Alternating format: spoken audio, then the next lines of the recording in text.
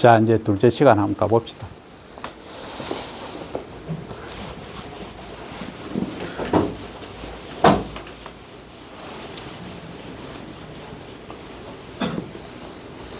자, 저 산업곤충법에 따라서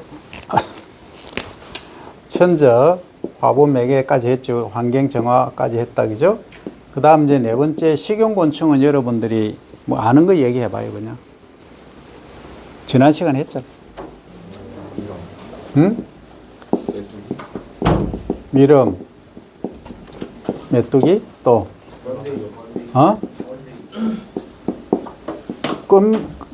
번데기라고 얘기하는 거는 좀 그렇잖아. 뭐의 번데기? 아까 이 번데기 있었잖아. 이게 뭐 나비의 번데기도 있고, 그죠? 굼벵이의 번데기도 있고, 누에의 번데기도 있고, 다양하잖아. 그죠? 누에, 또, 귀뚜라미 먹나? 식용을 하나? 아, 요거는 조금 얘기가 달라요. 귀뚜라미는, 얘는 엄밀히 말하면 사료용으로 얘기를 해야 돼. 귀뚜라미 먹을 수 있는 사람?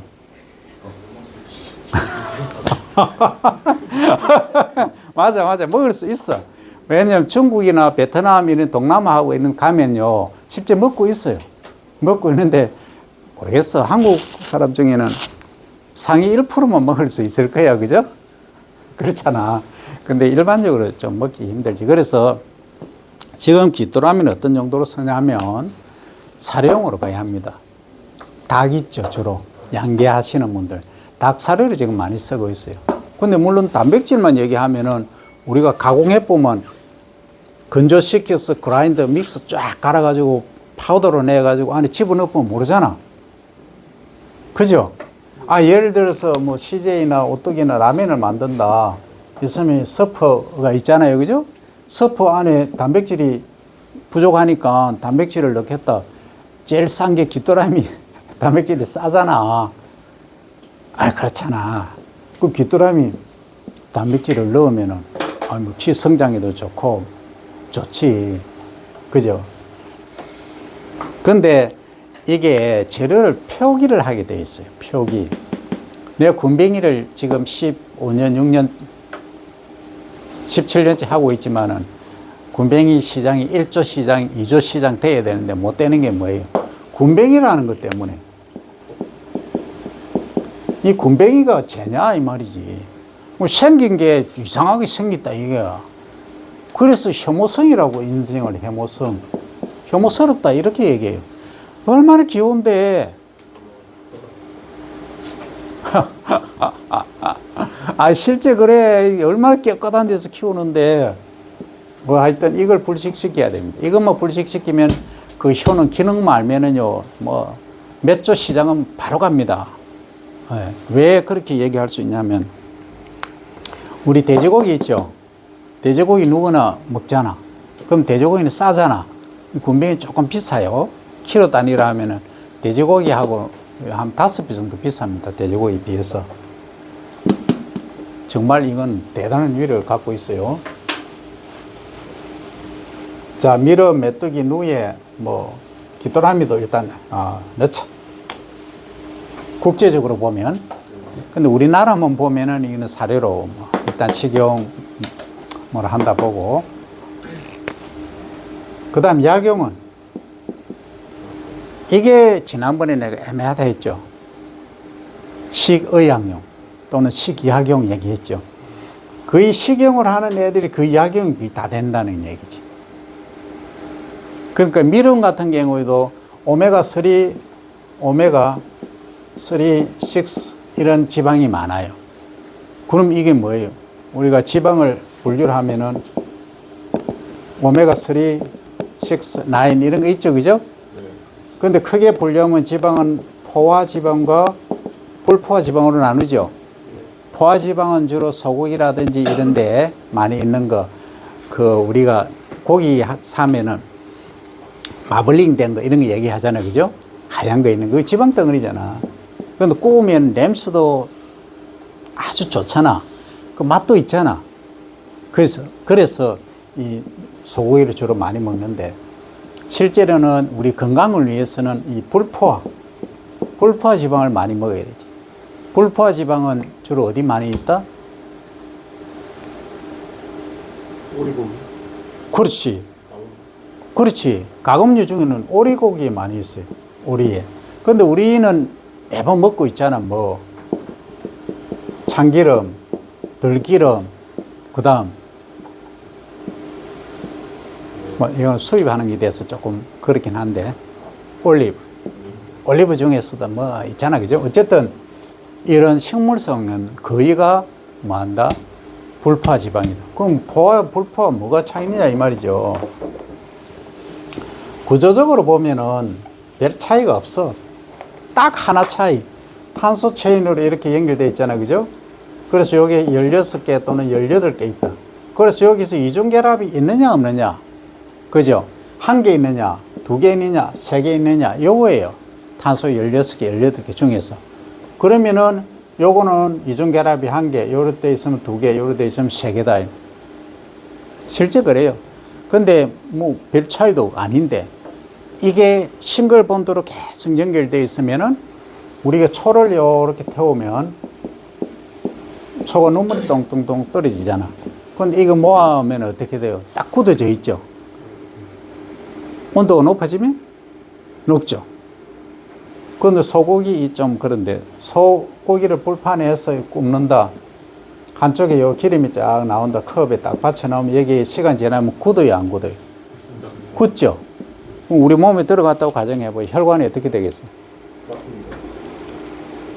그렇죠? 그걸 뚫어주는 게 뭐다? 불포화가 뚫어준다. 불포화 지방. 특히 이 굼벵이에는 뭐가 있다? 불포화 지방이 많지만은 혈전 용해제가 있다. 혈전 용해 우리 약으로 나오는 건 뭐가 있어요? 아스피린이 있다. 아스피린. 그 아스피린 천연 아스피린이 혈전 용해제가 굼벵이에 있다는 거예요. 그 의대 교수님들이 다 밝혀낸 거야 이거. 그만큼 효과가 있다 이거. 그러니까 굼벵이가 얼마나 좋아. 소고기 많이 먹고 싶다 하면 굼벵이 같이 먹으면 혈전 용해 거의 막잖아. 그죠? 아, 그렇잖아. 그만큼 굼벵이가 위력을 갖고 있기 때문에 내가 끝까지 간다 이 말이야. 기능이 그만큼 좋다 이 얘기입니다. 그래서 병원에 가면 뭘 줘요? 혈전이 생기고 피가 잘 안 통하고 뭐 좀 그러면은 아스피린 말고 오메가3 뭐 주죠? 처음 듣나? 하여튼 오메가3 지방 그걸 줘요. 근데 그거 잘 못해가지고 알을 캡슐로 이렇게 돼 있잖아. 이게 잘못 터트리면 뭐 비린내가 장난이 아니에요. 그럼 이게 근원지가 어디다? 시발점이 어디다? 생선이다. 특히 등푸른 생선에 오메가3 식소가 많다 이 얘기하죠, 그죠? 예, 그런. 그 이제 싼 거는 케미칼로 합성을 하겠죠. 비싼 거는 이제 내추럴 천연에서 오겠죠. 예, 어쨌든 그래요.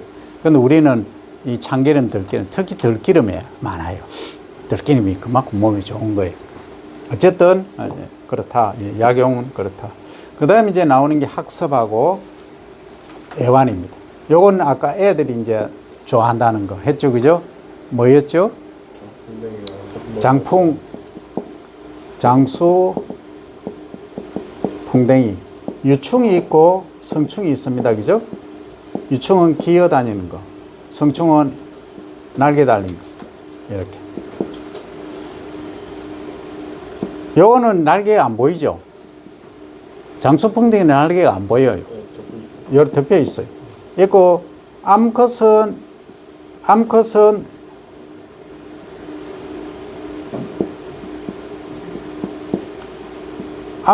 집게가 이렇게 생겼어. 이렇게 돼 있어. 수컷은 가운데서 나와서 쫙 이래가 장군처럼 딱 돼 있어. 장수처럼. 그래서 이름을 장수풍뎅이 이렇게 얘기하는 거예요. 이해됩니까? 내가 너무 좀 크게 그리긴 했지만 이렇게 생겼어요. 이게 장수풍뎅이. 그 다음 넓적 사슴벌레도 이렇게 생겼지. 직개발 이렇게 있고 이런 애들. 이런 애들을 누가 좋아한다? 애들이 좋아한다. 이제 체험이라든지 뭐 놀이 뭐 이런 쪽으로 좋아한다. 이 이제 사료곤충이 이제 나왔죠, 그죠? 요 귀뚜라미도 여기 사실 포함시킬 수 있어요. 애완으로 가능합니다. 근데 어떻게 자기가 활용하느냐에 따라서 왔다 갔다 할 수가 있어. 그러면 가장 용도가 많은데 많이 쓰이는 쪽으로 투입을 분류를 하는 거예요. 그 다음 사료용은 아까 했잖아. 귀뚜라미 했는데 귀뚜라미는 뭐 일부 식용으로도 가능하지만 일반적으로 분류할 때는 사료용이다. 이렇게 얘기를 하시고, 동해등에 같은 경우는 환경 정화곤충 여기 있었잖아. 그죠? 동해등에 같은 경우 환경 정화를 하면서 동시에 뭐 한다? 사료를 한다. 지난 시간에 얘기했죠? 예를 들어서 음식물 찌꺼기가 많이 나왔다. 식당을 하는데. 그러면 처리 비용이 또 들죠. 그러면 내가 여기서 식당을 한다. 그러면 여기 하루에 1톤이 잔반이 있다. 음식물 찌꺼기가 있다. 이게 처리를 하려고 하면 여기 케이지를 만들어 가지고 여기는 동해등에 이제 애벌레를 넣겠죠. 그러면 음식물을 찌꺼기를 이렇게 투입하겠죠. 투입하면 얘들이 먹겠죠. 그럼 먹고 나면은 이게 볼륨이 한 30%까지 줄어들어요. 100%에서 30%까지. 이거는 관리를 어떻게 하느냐, 몇 마리 투입하느냐에 따라 다르긴 하지만, 그래서 그럼 얘들은 뭐가 돼요? 이제 자라겠지. 그죠? 자라가 이제 성충으로 돼서 이 날개를 달면은 날아다니고 파리가 되는 거고, 그래가 또 알을 놓겠지. 이 사이클. 이리로 가겠지. 이렇게, 그죠? 그럼 번식할 때는 이렇게 하고, 그렇지 않을 때는 얘가 최대로 컸을 때 얘들을 분리를 하는 거지. 분리. 그럼 분리를 해서 뭐 한다? 여기다가 뭐 닭을 요렇게 키운다. 하면은 닭 키우는데 투입하는. 그러면 닭이 엄청 좋아하지. 아, 그런데 나는 닭은 또 냄새가 나서 싫어. 나는 근데 이 주변에 논이 많이 있어. 웅덩이가 있어. 그러면은 논에다가 베어 재배하겠죠? 그럼 이 뒤쪽에 뭡니까? 이동 통로를 딱 만들어주고 미꾸라지를 투입하는 거예요. 그런 미꾸라지 먹이로 하면 미꾸라지가 요만하던 것이 이만해. 거짓말 좀 못해서 이만해진다. 그러면 우리 큰다 이 말이야. 그러면 야, 미꾸라지 많이 나니까 내가 귀찮으니까 뭐 판매할 수도 있지만 여기다가 식당을 뭔 식당 한다? 추어탕을 해본 추어탕집을. 그럼 추어탕 하면서 탕도 하면서 튀김도 하고 하면서 손님들이 많이. 여기서 순환이 다 돼버린다. 이게 하나의 새로운 산업이에요. 그래서 우리가 한 사물을 보고 하나를 공부함으로 해서 뭘 한다? 전부 응용을 할 수 있어요. 지금 여러분들이 3학년이기 때문에 여기까지 얘기해요. 1학년 같으면 여기까지 얘기하면 머리가 아파서 안 돼. 어쨌든 이런 순환 체계까지 가능하다. 그런데 사료라고 하면은 이런 경우도 있어요. 굼벵이도 성충이 있잖아, 그죠? 유충은 식용을 하죠. 굼벵이가 요렇게 유충으로 기어다닐 때는 얘가 양리성이 아주 좋으니까 뭘로 한다? 양리성이 좋으니까 식의약용으로 하는데, 얘가 이제 나는 알을 놓게 하겠다. 알. 그러니까 번식, 정식이죠, 그죠? 그러니까 산란, 알을 놓기 위해서 이제 정식을 하기 위해서 알을 놓아서 하는 것은 얘가 의미가 좀 있으면 죽잖아. 한 30일에서 40일 살고 죽거든요. 알 다 놓고. 한 60개에서 80개, 이런 사고로는 100개까지 놓을 수 있는데 보통 이 정도의 알을 낳아요. 분명히는. 그러면 얘가 죽잖아. 죽으면 버리잖아. 근데 얘가 일부 함유하고 있는 단백질이 있단 말이에요. 물론 키틴하고 이런 것도 갑각류처럼 되어 있으니까. 그러면 얘를 그라인더해서 케미칼로 조금, 또는 아니면은 발효를 조금 시켜서 뭐 한다? 액체 릭치드 형태로 만들 수도 있고, 그러면 사료에 섞어서 얘가 양분으로 공부할 수도 있고. 그 여러분들 영덕 하면은 유명한 게 뭐가 있어요? 되게 영덕은 대충 대게가 유명하잖아, 그죠? 대게. 그럼 대게 이만한 게 있다 하면은 여러분들은 이 대게의 몇 프로를 먹어요? 네? 많이 먹어야 20%잖아, 무게로 보면. 그죠? 나머지 남는 거는 껍데기하고 다리하고 80% 되잖아. 그거 왜 못 먹어요? 딱딱해가지고 딱딱해서 못 먹지. 먹을 수 있나? 뭐 먹으려면 그런데 말입니다. 여기 껍질하고 주로 붉은색 띠잖아, 그죠? 삶아 놓으면. 얘가 뭐가 많다? 키토산 들어봤죠?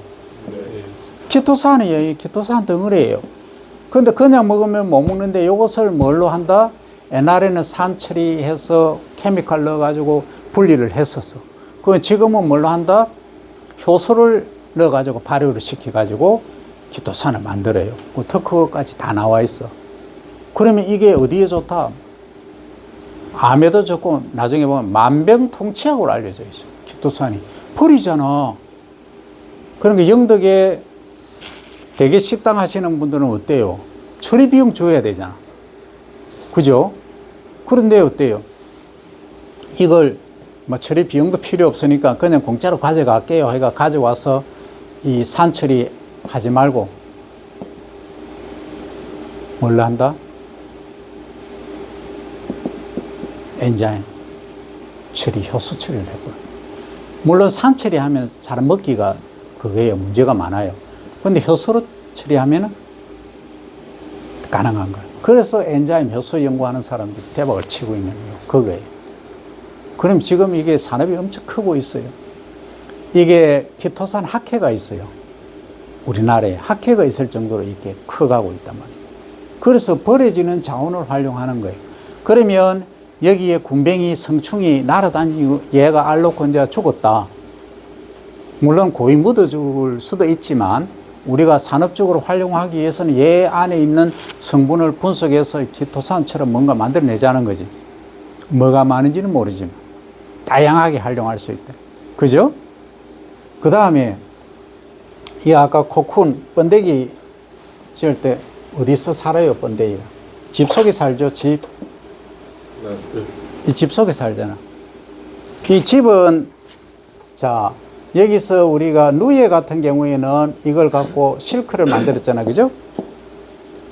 실이 여기 집이 실크잖아, 그죠? 섬유잖아. 그런데 군뱅이는 뭘로만 집을 지어요? 여기 톱밥하고 뭐 이런 것들. 그러니까 엄밀히 얘기하면 섬유소죠, 그죠? 섬유소는 셀룰로스가 있고 두 번째 헤미셀룰로스가 있고 세 번째 리그닌, 이 세 가지가 있죠, 그죠? 아이, 그렇잖아. 그런데 셀룰로스는 분해가 쉽게 되고 헤미셀룰로스는 조금 덜 되고 리그닌은 분해가 거의 안 되잖아. 그러면 얘가 이렇게 감싸고 있는 이 부분이 거의 리그닌이 많다 이 얘기지. 그럼 이걸 버려야 돼?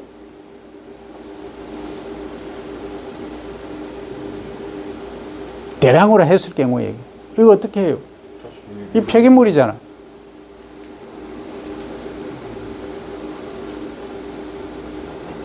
큰 그림을 그리잖아. 예를 들어서 백돌 만든다. 백돌 만드는데 뭐 들어가요? 모래 들어가고 세멘트 들어가죠? 과거에 우리 시골에 황토 집 만들고 담벼락 할 때 뭘 넣었어요? 짚을 넣었죠. 모르나? 하여튼 황토가 이렇게 있다. 이만 있으면 여기다가 이제 물을 붓고 이렇게 이게죠. 그죠? 그래서 이런 블록 형태를 만들곤 했습니다. 그죠? 그래서 이렇게 청청히 해서 집을 지었어요. 그렇게 했는데 여기다가 이걸 넣는 거지. 거기다가 더 이제 이 연결고리를 딱딱하게 비가 온다든지 했을 때 물러지지 말게 뭔가 잡아주는 것으로 지플로 많이 넣었다. 집. 섬유소, 이 리그닌이잖아. 이거잖아. 그죠? 근데 이것을 백돌집을 짓는데 요걸 소위 빻았어. 그러니까 빻는다고 해서 그라인딩 하는 것이 아니고 이 사이즈를 줄이는 거지. 압착을 해서 여기다가 혼합을 하는 거지. 그러면 이 황토들이 여기 유기물에 리그닌에 이렇게 붙는다는 거지. 그러면 오랫동안 유지가 된다. 황토가 쉽게 흘러내리지 않는다는 거지. 그러면 요 벽돌의 보충제로 가능하겠죠. 그 다음에 또 이런 집도 있어요. 집이 이 벽돌집, 황토집도 있지만 요즘 샌드위치 판넬이 있잖아. 샌드위치 판넬로 창고 같은 거 많이 짓죠, 그죠? 아니, 조립식으로 많이 짓고 있어요. 샌드위치 판넬은 잘 모르나? 저기 뒤에 한번 보세요. 저기 매트 있죠?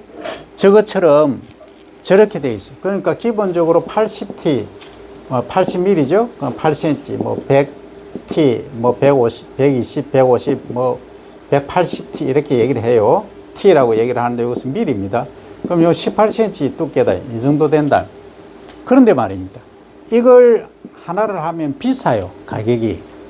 예를 들어서 한 장에 뭐 10만 원 한다 하면 요 80mm 짜리는 한 장에 2만 원 한다. 그러면 요걸 두 개를 겹치면은 4만 원이죠. 근데 나는 공간은 충분하다 하면 여기 가운데다가 뭘 넣는다? 집을 넣는다. 누구지? 군뱅이지. 코쿤을 넣는다고. 이걸 넣는다고, 이걸. 번데기 집을. 그러면 여기다가 쫙 채우겠지. 그죠? 그러면 이게 어떤 효과를 노리는 거다? 보온 효과를 노리는 거예요. 겨울에. 춥잖아. 단독주택 같은 경우. 이 재료로, 주택의 재료로까지도 활용할 수 있지. 가장 쉽게 하려고 하면 뭐예요? 불 때면 되지. 그죠? 연료로 쓸 수 있지만 조금 가치 있게 하려고 하면 집 짓는데도 사용을 할 수가 있고, 밑에 또 깔개 바닥이 있죠. 여기 해 놓으면은 얘가 보습 역할도 하고 온도도 유지하는 그런 역할을 한다. 왜? 왜 그러냐면 우리가 토양을 보면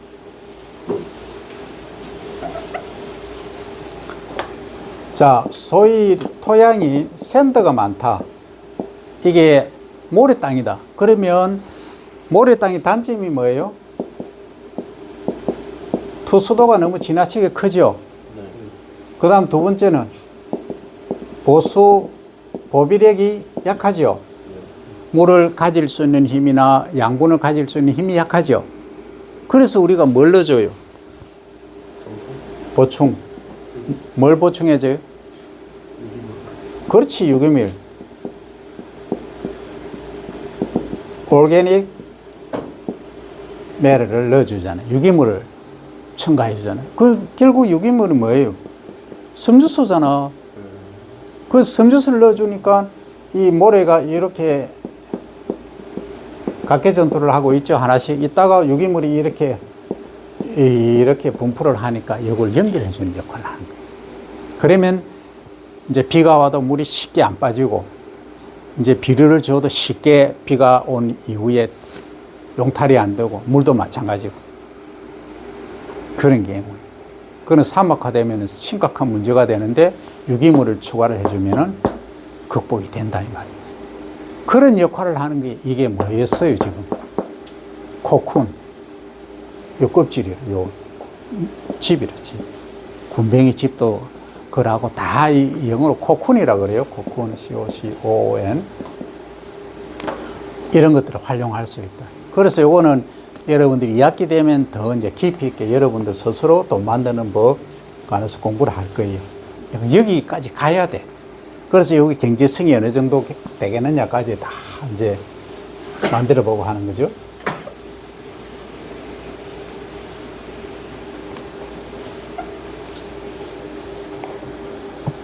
그 다음에 이제 요것을 이제 정석곤충 얘기를 했죠. 그죠?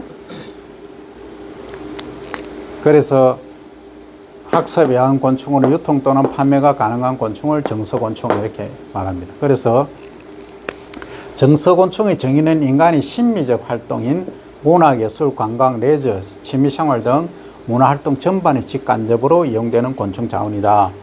그래서 이걸 관찰라 하는 애완용이나 과학학습용으로 하는 뿐 아니라 곤충 생태원의 체험 관람, 지역의 행사용 등으로 활용할 수 있는 곤충 축제하고 이벤트 이런 데까지 가능하다 하는 거예요. 여기까지 이제 우리가 치유농업에서 사용되는 치유농 자원으로서 활용하는 곤충에 대한 정의입니다. 정서곤충에 관한 얘기고, 자, 아까 이제 얘기를 했던 거죠. 정서곤충이 갖춰야 될 조건.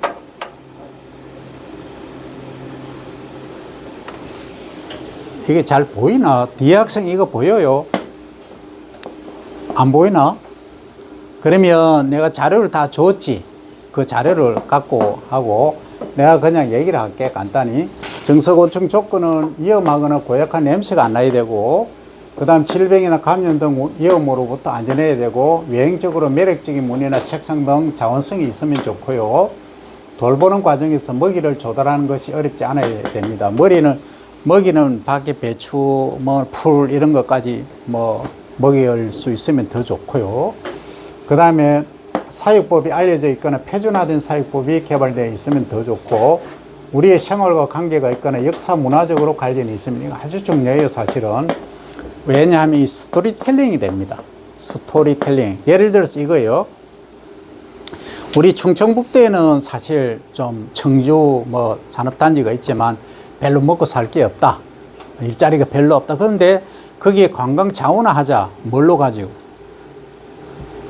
벼를 가지고. 충북이 벼가 뭐가 있는데? 충북 청원군 소로리에 벽시 출토된 거 있죠? 타나미? 67개 됐죠, 그죠? 그게 15,000년 전에 이미 벽시가 거기 있었다는 거예요. 그걸 테마로 해서 하나의 스토리를 만들어가는 거예요. 그게 뭐예요? 스토리텔링. 그래서 구석기, 신석기를 거치면서 이렇게 했다 해서 관광 자원하는 거죠. 그래서 우리가 사만시대, 만 지난 배난이 사만이죠? 그죠? 그러니까 2000 몇백 년 전에 벌써 우리나라에 저수지가 있었다. 어디에? 전북 김제의 백골제, 밀양의 수산제, 그 다음에 제천의 어림지, 요 세 개가 트라이앵글로 우리나라에 그때 배농사를 할 수 있었다. 그러면 이 지역별로 어디가 어떻게 되었고 해서 이걸 개발을 하는 거라. 논하고 연동 지었어. 이게 스토리텔링도 되고, 그러면 관광객들이 찾아올 수 있다. 그러면 여기서 쌀로 만든 떡부터 시작해 술, 다양하게 가공산업까지 연결을 시킬 수 있는. 관광산업 플러스 식품산업까지. 이 스토리텔링 하나만 잘 엮어가면 그게 가능하다. 그래서 현존해야 돼. 그게 존재하는 것이 가장 좋다. 그럼 우리는 진주 하면은 진주가 내세울 수 있는 테마가 뭐예요? 응? 진주 하면 촉성루잖아. 그죠? 우리나라 한반도에서 4대 누각이 뭐예요? 평양의 부평누각? 우리 산에 생각 안 나. 우리 산에 있어. 그 다음 밀양의 영남루, 진주의 촉성루, 이 4개가 4대 누각이에요. 그러면은 3대 누각 하면 울산 거 빼고 하면 평양, 진주, 밀양 이 3개가 3대 누각이야. 그 역사적으로 아주 의미가 있잖아, 그죠? 그러다가 또 농계 정신까지 있잖아. 충절까지.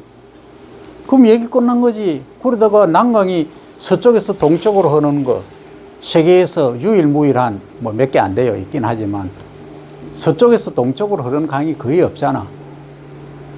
진주는 그렇게 흐른다고. 그러니까 인물이 많이 난다. 어떤 인물이 있느냐 보는 거지. 그지? 농기의 충절과 더불어서. 그래서 유등축제를 한다 하면은 전 세계인이 1년에 60만 명 정도 찾잖아. 그게 하나의 스토리텔링에서 시작돼가 문화 콘텐츠까지 가는 거죠. 그러면 거기 새로운 식품 산업. 그러면 진주를 대표하는 식품 뭐예요? 냉면. 진주 하면 냉면이지. 그 다음 비빔밥이지. 그럼 냉면의 유래. 냉면이 뭐에서 유래됐겠느냐. 북한에 가면은 뭐예요? 냉면 하면은.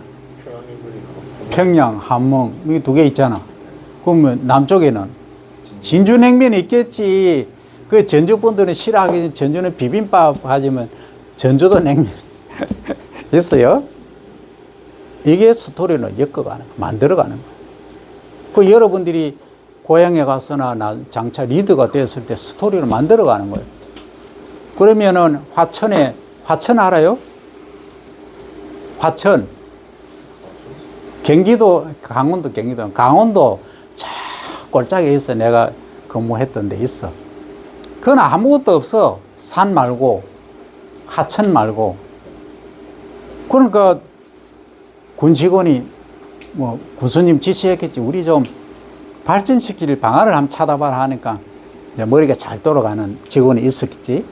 그 직원이 가만히 생각해 보니까 요새 서울 사람들이 뭐 많이 가요? 낚시 좋아하잖아. 그죠? 낚시 좋아하니까 특히 또 이게 겨울 낚시, 얼음 낚시 좋아하는 분들이 많아. 얼음 낚시는 누가 하고 가요? 누가 좋아해? 아빠도 좋아하지만 애들이 좋아해, 애들이. 엄마는 싫어해도. 엄마는 싫어해도 애가 좋아하면 엄마가 뭐 한다? 같이 따라가는 거야. 그 가족, 이게 낚시가 되는 거야. 겨울에 얼음 밑에 물고기가 별로 없는데, 그럼 어떻게 할 거야? 사 넣으면 되지. 양어장에 가서, 양어장에 많이 있잖아. 사서 밑에 집어넣어. 그게 산천어잖아, 산천어. 그래서 이름을 산천어 축제를 하니까 1년에 기본 30만, 40만 명이 찾잖아요. 그분들이 그냥 갑니까? 그 입장료 기본 있죠? 그럼 거기서 먹거리 하죠? 그럼 기분 좋으면 체류하죠? 그런 거. 그게 한 사람의 머리로서 하나의 컨텐츠 또는 스토리텔링을 통해서 산업을 만들어가는 거예요. 그리고 우리가 다음에 또 하겠지만은 저기 전북 가면은 무슨 산이 있어요? 우리 함양하고 연결된 덕유산 있죠? 여러분들 많이 안 다녀봐서 잘 모르겠구나. 어쨌든 저쪽 가면은 이 덕유산이 있어. 그 덕유산 옆에 뭐가 있다? 함양도 있고 또 무주도 있고 스키장은 알잖아. 무주 몰라? 있어요. 진안, 무, 진, 장, 장수 뭐 여기 거쳐서 있는데 여기에서 무주에 가면은 이게 여러분들 겨울에 좋아하는 스키장이 있어. 근데 그것만 있는 게 아니고 여기는 반딧불이라는 애를 투입을 해봐. 반딧불이 축제를 해요. 그것도 손님이 엄청 많아. 그 다음에 저기 전남에 가면 전남에 한평이라고 있어요. 한평. 여기는 옛날에 이제 자원형이라고. 자원형 배웠죠, 우리? 자원형 배웠죠? 녹비작물, 풋거름 작물로 혈이 배치하고 같이 얘기했죠? 이걸 재배를 한다고. 이 재배하다 보니까 나비가 막 날아들어. 그러니까 자원형 축제 하니까 자원형은 별로 그렇게 이름도 없는데 사람들이 좋아하는 건 뭐예요? 이거 좋아하잖아. 날아다니는 나비. 그럼 이름 뭐로 하자? 나비 축제. 그 나비 많이 오는 데다가 좀 부족해. 그럼 뭐 하면 된다? 필름하고 이거 투입하는 거예요. 그 나비 좋아하는 거 요 가운데 넣으면 되겠죠. 이게 하나의 산업을 만드는 거예요. 1년에 몇십만 명 온다. 기본 5, 60만 명 내방을 한다. 이 우리 산업화, 이 산업 곤충을 다 활용할 수 있는 거예요. 나비 했죠. 물론 산천어는 곤충은 아니지만 활용하는 방법으로 보면. 그럼 무주에는 또 뭐가 있었다 아까? 반딧불이. 이게 다 산업곤충이에요. 이렇게 해서 그 지역을 발전시킵니다. 황무지에서 뭘 만든다? 옥토를 만든다. 물론 이게 우리가 말하는 산전백회 뭐 이 정도는 아니지만 그래도 뭐 수익원이 될 수 있다 하는 거예요. 그래서 반딧불이를 우습게 알지 말고 미꾸라지를 우습게 알지 말고 그는 물론 미꾸라지는요 이 곤충이 아니에요. 뭐예요? 어류죠, 그죠? 분류하면 어류인데 나는 집어넣어 그냥. 배우면 되는 거지. 그래서 물론 이제 법적으로는 논에다가 미꾸라지 키워가지고 판매를 하면 안 됩니다. 이해됩니까? 법적으로는 좀 걸려요. 어렵기 때문에 양식법이라는 게 또 있어요. 참 좀 거시기한 법들이 있어요. 논에는 농사만 지어야 된다. 하여튼 그런 기준입니다. 어쨌든 그래 하다는 거죠. 그 다음에 요거 하다가 그까지 갔죠. 사람들에게 선호도가 높거나 이미지에 친근감이 있어야 된다. 사람들이 좋아하는 거. 그러니까 친해야 된다. 그죠? 이런 경우, 우리 학교의 대표 마스코트가 뭐예요? 진우잖아요, 진우. 진우가 뭐예요? 공룡이죠? 공룡 아이가? 공룡 중에 익룡이가? 나 잘 모르겠는데 하여튼 공룡이죠, 그죠? 근데 공룡이 우리하고 친근하나?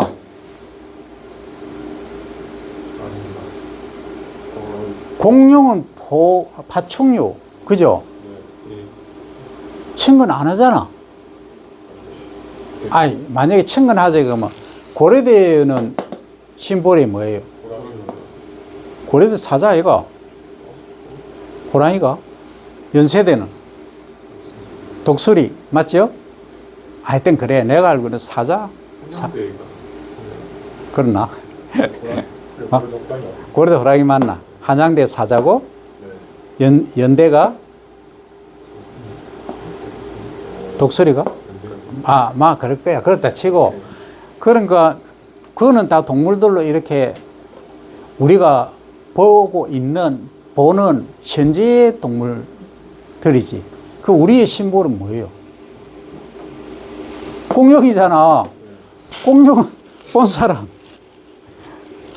없잖아.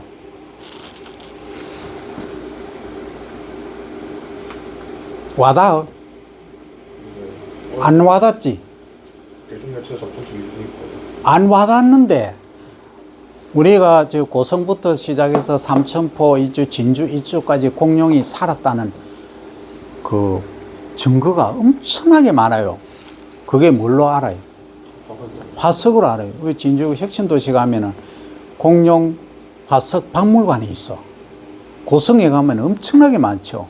그럼 이쪽이요. 공룡이 엄청 번성을 했다는 거예요. 그럼 우리 학교는 어디서 세워진 거예요? 공룡이 놀던 땅에서 우리 캠퍼스가 만들어졌다 이거예요. 그래서 진우가 탄생하게 된 거예요. 우리 여기 영남을 대표하는 것으로. 그래서 우리 학교 이름도 경상이에요, 경상. 경남이 하는 경상은 뭐예요? 경상남도, 북도를 합친 걸 경상도. 그렇게 이해하면 됩니다. 그래서 이미지의 친근감. 그래서 뭐 공룡을 실제로 해놔나면 영적 거시기 하잖아. 그러니까 좀 예쁘게 이렇게 해가지고 좀 다정 친근감에 하는 거. 곤충도 마찬가지로 이렇게 하는 거예요. 이게 뭐예요? 정서곤충이다. 자, 장점은 뭐가 있느냐? 곤충은 생물군 가운데서 종의 다양성이 가장 크다 하는 거죠. 그만큼 다양하다. 아까 우리가 곤충이 몇 종 정도 있다고 했어요? 응? 지구상에 500만에서 1000만 종이 있어요. 그 중에서 우리가 일반적으로 알려져 있는, 우리가 뭐 보거나 이용하는 정도, 그건 얼마? 일반적으로. 100만 종. 예, 그게 100만 종이에요. 그러니까 10분의 1이나 5분의 1 정도를 우리가 실제 보거나 하는 거고. 그럼 산업곤충에서 얘기하는 거는 몇 종 정도 될 것 같아요, 여러분들? 응? 한 200여 종, 500여 종 요 사이에요. 그럼 여러분들이 우리가 아는 거는 10개, 20개 밖에 없는데 하지만은 아주 많아요, 사실은. 우리나라만 보는 게 아니에요. 동남아, 남미, 이런 데까지 다 걸쳤어. 수백 종은 된다, 이 얘기입니다. 자, 그 다음에 곤충은 크기가 작아서 돌보는 공간에 제약이 없다. 적은 비용으로 쉽게 사육이 가능하다. 한 달에 10,000원 정도면 충분해요. 그 다음 몸집이 큰 대동물에 비해서 위험성이 적다. 짧은 기간 내 한 살이 과정. 한 살이 뭐예요? 일생이죠, 그죠? 알에서 성충으로 되고 다시 알 낳는 그 과정까지 모두 관찰이 가능하다. 누에는 얼마까지? 며칠 만에? 짧게는 35일, 길게는 55일. 그래서 이제 이 성충에 대해서 알 낳는 것까지 다 보면은 50 며칠 걸리죠, 그죠? 그 다음에 곤충은 시각, 청각, 촉각, 후각 등의 감각 자극을 이용한 활동이 가능하다. 아까 얘기했죠? 등분 나누면서 촉각, 그 다음에 후각, 냄새 맡는 것도 있어요. 청각, 소리 듣는 것도 있고, 보는 거. 그 다음 증서곤충의 종류로 보면요. 지금까지 치유 프로그램, 치유농업에서 얘기하는 치유 프로그램에는 첫 번째 귀뚜라미, 인대왕 귀뚜라미입니다. 1번. 두 번째는 호랑나비, 세 번째는 누에 나방, 네 번째는 장수풍뎅이. 이렇게 이야기를 하고 있어요. 그래서 만약에 이제 그 치유농업사 시험을 치면은 이렇게 하면 되는데 지금은 또 이게 과정이 빠졌어요. 개편되면서. 이게 사실 매우 중요함에도 불구하고 다음에 조금 그 개선할 부분이 있어요. 그래서 이런 분석 기법을 개발된 평가 지표를 이용하면 유통 또는 판매가 가능한 곤충 수는 현재 우리나라에서는 75종 가운데서 우선 대상종, 준 대상종, 금토 대상종 등으로 구분해서 우선 이용에 적합한 정서곤충을 선발할 수 있다 하는 거예요. 이게 이제 우리가 말하는 정서곤충입니다. 자, 이걸 보면 우리가 산업화를 하고 우리가 리더가 되었을 때 아니면 리더가 되지 않았어도 어떻게 해야 되겠다. 우리 마을을 발전하기 위해서는 어떤 쪽으로 가야 되겠다 하는 게 나오죠. 그죠? 자, 그러면 우리가 실제 여기에 판매가 가능한, 유통이나 판매 가능한 곤충 종류를 한번 봅니다. 요거는 알아야 되겠죠. 그죠? 자, 먼저 학습 애완용 곤충에 보면은 잠자리목, 사마귀과, 대벌레류, 메뚜기류, 여치, 귀뚜라미, 수선, 오린재, 땅잠이죠. 땅잠, 자리과, 그 다음에 수서, 물에 사는 딱정벌레류, 그 다음에 딱정벌레과, 사슴벌레류, 장수풍뎅이과, 그 다음 꽃무지과, 반딧불이과, 반딧불과죠. 반딧불이가 아니고, 그죠? 거저리과, 하늘소, 이렇게 많습니다. 전 세계적으로 보면 200여 종인데 우리나라에서는 한 6, 70여 종이다. 이런 것들이 있다. 핵심적인 것만 한번 얘기해 볼게요. 잠자리목은 왕잠자리, 사마귀과는 아까 사마귀 나왔죠, 그죠? 사마귀, 왕사마귀, 대벌레, 긴수염 대벌레, 메뚜기류는 우리 배메뚜기라고 합니다. 우리는 거의 안 써요. 그냥 배메뚜기, 풀무치, 방앗개비, 섬서 메뚜기, 그 다음 여치류는 여치, 그 다음에 긴날개 여치, 귀뚜라미과에는 왕귀뚜라미, 상별귀뚜라미, 방울벌레. 이 귀뚜라미과에는 상별귀뚜라미가 핵심으로 쓰이고 있어요. 그 다음 수서 노린재류는 물에 사는 노린재류입니다. 우리가 일반적으로 내륙 육지에서 농장에서 발견되는 노린재 하면은 노린재는 주로 어떤 게 많아요? 작물 재배할 때 노린재 작물 재배할 때 노린재는 주로 어떤 기능을 해요? 대충. 그렇지. 해충이지. 그죠? 가장 콩밭이나 이런 데 많이 발생하는 노린재가 뭐다? 장군. 개미, 톱다리, 허리 노린재. 개미처럼 쪼가 이렇게 생겼어. 그 얘가 뭘 한다? 콩이나 아니면 감 있죠? 감 같은데 딱 침을 찔렀어요. 이렇게 침을 빼서 이렇게 찔러서 흡접을 해버려. 그 얘가 한번 딱 저보액을 빨아먹고 나면은 상품성이 없어. 어느 때? 수분이 많을 때. 쫙 이렇게 해버려. 그래서 개미, 톱다리, 허리 노린재. 그 다음에 석등 노린재. 이게 덩이 좀 흑갈색으로 되어 있는 게 있어. 약간 썩은 부패한 색깔. 그런 거. 이런 노린재류들은 거기가 뭐 한다? 해충이래. 그런데 여기는 어때요? 아니죠. 다르잖아. 그래서 이제 지상에 사는 거하고 그 다음에 물속에 사는 거 이렇게 차이가 난대. 물속에 사는 애들은 장구, 애비, 개미, 애비, 물자리류, 소금쟁이 이런 애들이. 근데 여러분들 그 카누 있잖아. 카누가 이렇게 생겼잖아. 그 물이 떠 있잖아. 그런데 양쪽에서 이렇게 노를 이렇게 젓잖아.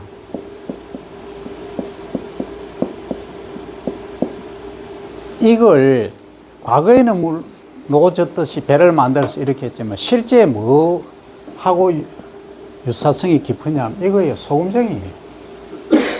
소금쟁이 얘가 이래 생겼어. 발이 이렇게 좌우로 쫙 나 있어. 그 얘가 물을 이렇게 쫙 그 뭐라 그러지? 우리 뭐 도술 하듯이 그냥 축축축 뛰어가. 물에서.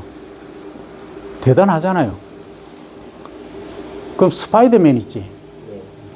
스파이더맨, 거미 인간. 스파이더맨이 어떻게 해요? 백도를 막 그냥 막 올라가잖아. 뭘로? 그건 거미줄 없어. 거미줄 안 치고. 백도를 올라. 뭐 여기 은근히 찍찍이가 있어. 곤충에서 나오는 그런 게 액이 있단 말이에요.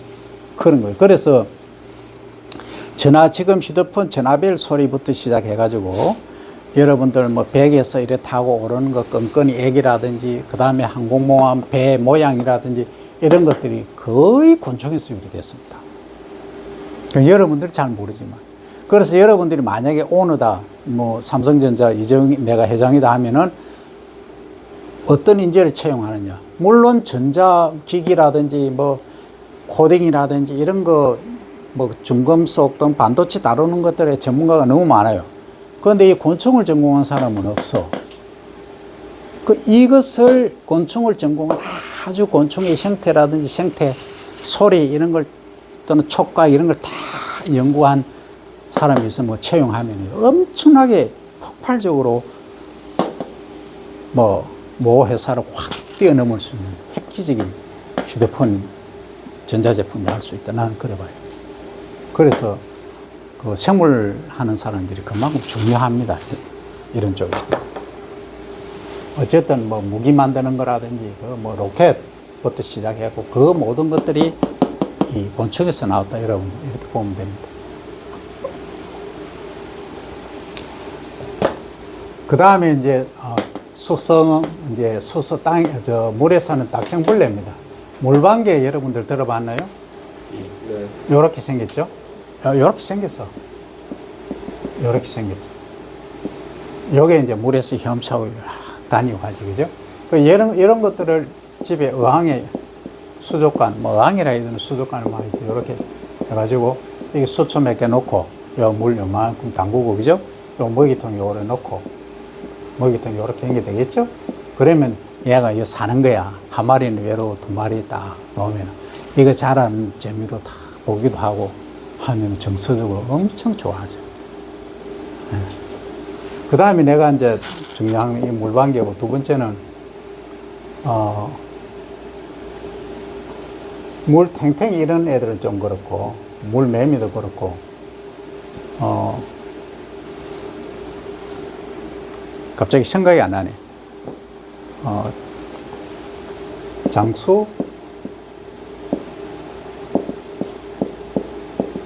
장수인데, 어디서 장수냐? 물에서 장수다.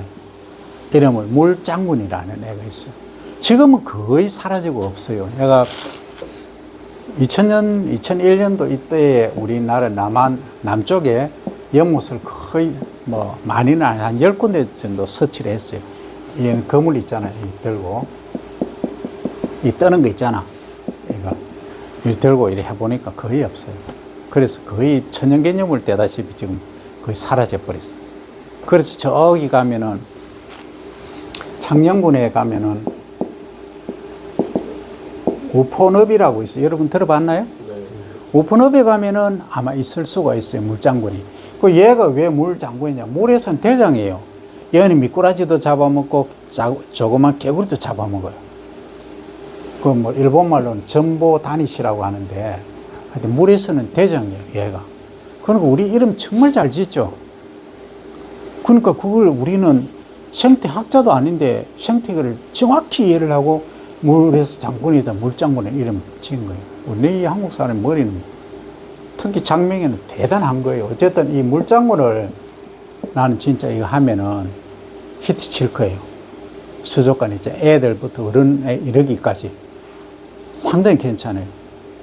그래서 뭐 어떤 걸 선택하든 그래서 이렇게 산업화할 부분들이 많다는 거예요. 그러면 얘는 뭘 먹겠어요? 물장군 얘는 최고 위에 있으니까.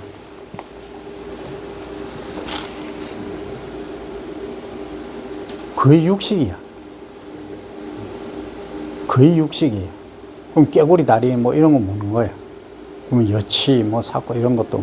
그래서 아까 동해등이나 이런 걸 파우더를 만들어 갖고 고형화 시키고 넣어주면 되겠죠.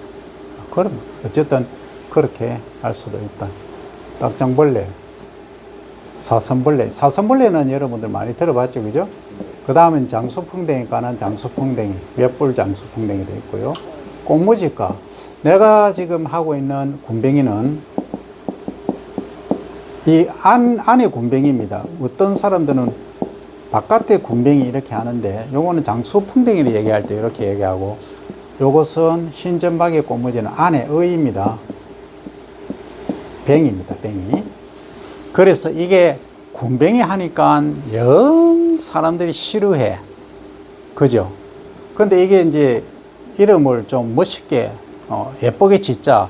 원래 이름이 흰점박이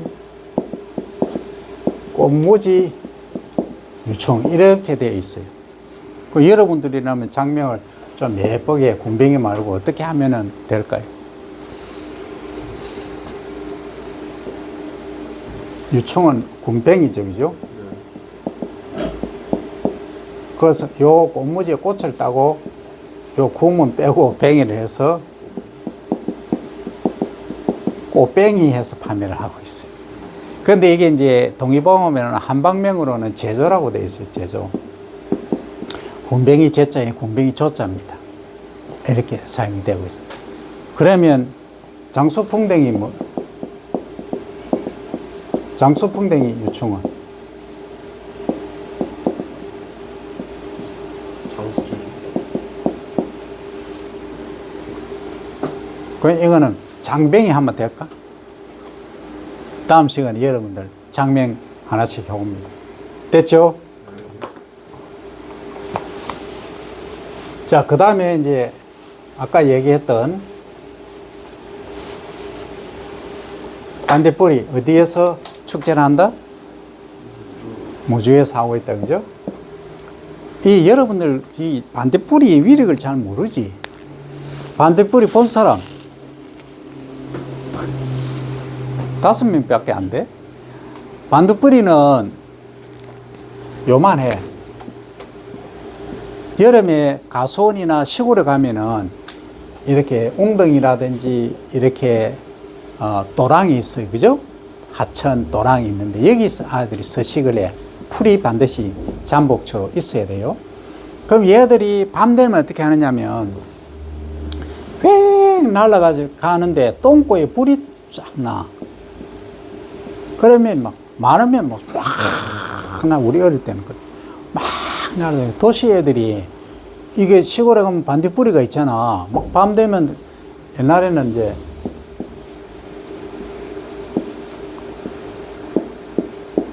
이런 집이 있었어. 이게 무슨 집이에요? 이게 수박이 있다. 이 지키는 원두막이 있죠. 원두막에 앉아보면 막 장난이 아니 과관이에요. 그래서 반딧불이 똥꼬에서 요렇게 불이 반짝 이 정도는 아니고 이렇게 나지. 근데 아주 선명합니다. 이게 불 중에서 칼라 중에서 가장 센 불이 뭐예요? 블루예요. 붉은색이 온도가 높은 게 아니에요. 블루가 더 높아요. 그러면 이 블루색이 나. 근데 좀 많이 짓궂지. 옛날에는 초 있잖아. 전기가 들어오기 전에 초 있잖아. 초. 여기 이제 초를 꽂아가지고 요렇게 심지가 있겠지. 그럼 요거를 이제 불을 요렇게 피웠어요. 근데 이게 비싸잖아. 그러니까 호롱이란 게 있었어. 과거 얘기 다 나온다. 그럼 여기 심지가 있어. 요 불을 붙이면 기름이 있어. 그럼 요걸 붙이. 그러면 밤새 이제 공부한다고 하면은 나는 공부는 안 했지만 코가 어때요? 새카매다 숨을 쉬니까 요 주변에 이 연기가 이렇게 가는 겁니다. 근데 말입니다. 이거 할 돈도 없어. 과거에는. 반딧불이를 요렇게 옛날에는 이제 창호지 있죠. 창호지. 창호지가 뭔지 몰라요? 종인데 이런 종이야. 약간 투명한. 그러면 그 안에다가 요 케이지를 이렇게 만들어. 그럼 얘를 잡아서 요 안에 넣어 놓는 거야. 그 밤 되면 얘가 어때요? 똥꼬에서 불이 쫙 나겠죠? 그러면 이제 조금 밝아지겠지. 그냥 뭐 별빛보다는. 그러면 여기서 이제 공부를 했다. 그래서 과거도 급제하고 했다. 그걸 형설지공이란 말이 여기서 나온 거예요. 과거에는 이랬다 이 말이죠. 어쨌든 이 형설지공의 시초가 된 게 이 반딧불입니다. 그 다음 거저리 중에 이 거저리는 외우기 어려우면 거저 먹는다 이렇게 생각하면 돼요. 이 아메리카 왕 거저리 얘는 엄청 크고 우리가 먹는 것은 갈색 거저리입니다. 이거는 식용이에요. 식용 또는 사료용으로 할 수 있는데 식용으로 많이 해요. 이것은 튀겨 먹기도 하고 뭐 다양하게 분말로 해서 한우로 만들어 먹기도 하는데 이건 아메리카 왕 거저리는 뭐냐면 사료입니다. 아주 커요. 근데 요거는 수입으로 하면 가격이 한 7,000원 키로에 밖에 안 되는데 우리 갈색 거저리는 한 25,000원, 35,000원 뭐 여기서 한 3만원 내외입니다. 좀 많이 비싸죠. 사이즈가 적어요. 근데 이제 양분으로 보면은 물론 우리 갈색 거저리가 조금 높고 왕 거저리 얘는 조금 낮아도 사료용으로 쓸 것은 차라리 이게 낫다. 그러면 아까 사료용 할 때 이게 왕 거저리 안 나왔잖아요. 아메리카 거저리 이거 안 나왔죠, 그죠? 안 나왔죠? 왕 거저리 이거 안 나왔죠? 그럼 얘는 어떻게 어디로 가야 돼요?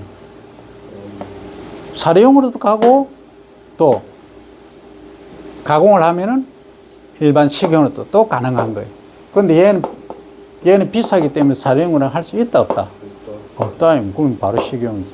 근데 약용으로도 일부 된다. 그런 거죠. 그 다음에 이제 하늘소는 좀 할 말이 많죠? 딱 여러분들 하늘소 하면 떠오르는 게 뭐가 있어요? 천년기념물이죠. 장수 하늘소는 천년기념물입니다. 그 내가 처음에 이 곤충을 하게 된 이 사연이 일본에 있을 때 NHK 방송에 7cm, 8cm 이상, 7cm에서 8cm 사이는 150만 원인가 했고, 그럼 1,500만 원이죠? 8cm 이상 되면은 성충입니다. 여기에 300만 원 했어요. 실제 방송에 나왔어요. 그래서 만약에 직장 뭔가하면 이거 하자 생각했는데 한국에서 내가 학교 와서 강의를 하다 보니까 친환경 농업만 강의하다 보니까 돈 되는 거 좁은 장소 해달라는 요청들이 많았어요. 목사님은 땅이 없습니다. 절도 없습니다 하시고, 스님은 땅이 없습니다 하시고, 좁은 장소에. 그건 좁은 장소에 뭘 할 수 있을까 해서 생각해낸 게 뭐다? 이것도 생각하고 다 했어요. 그 다음에 장수 풍뎅이 또 내 사무실에, 연구실에 다 키우고 했어요. 모 교수님 오셔가지고 냄새 난다고 처음에 막 그랬어요. 처음에는 그랬어. 근데 나중에 그 현황 뭐 보시고 너무 좋거든. 하여튼 뭐 그랬어요. 그렇게 해서 이제 시작됐지. 그래서 지금까지 이렇게 하고 있어. 그러면 나는 사실은 애완 쪽으로는 생각을 안 했어. 그 당시는. 큰 돈이 안 되고. 먹는 거, 건강, 기능성 이쪽만 생각했지. 그래서 이제 여기까지 오게 됐는데, 여기는 우리 장수 하늘소는 지금 천년 기념물이 되어 있습니다. 8cm고 7cm고 없어. 광릉 수목원 말고는 없어요, 우리나라에. 표본 떠놓은 거, 그거는 있어. 어쨌든, 그렇습니다. 그러면 여기는 뭐, 톱 하늘소부터 하늘소, 정올 하늘소, 뭐 여러 가지 많이 있죠. 호랑 하늘소. 여러분들이 보는 건 솔수염 하늘소입니다. 수염 요렇게 긴 게 있어요. 솔수염 하늘소. 뭐 이런 것들이 있다 하는 것. 뽕나무 하늘소, 참나무 하늘소. 뽕나무에 많이 서식하면 뽕나무 하늘소, 참나무에 많이 서식하면 참나무 하늘소. 여기는 이제 왕귀뚜라미입니다. 여기 호랑나비고, 요건 누에죠, 그죠? 그 다음 요거는 장수풍뎅입니다. 요거는 암컷일까요? 수컷일까요? 수컷이죠. 요 뿌리 요렇게 나 있죠. 요렇게 나서 쫙 갈라 있죠. 장수처럼, 장수 투구 있잖아. 투구처럼 생겼잖아요. 그죠? 요렇게 해서 구분을 하고 있다. 출처는 어디입니까? 출처는 산업곤충법 제6조 제1항에 이렇게 분류가 되어 있다 하는 겁니다. 자, 여기까지 이제 4강을 마칩니다. 질문, 건의 있으면 하세요.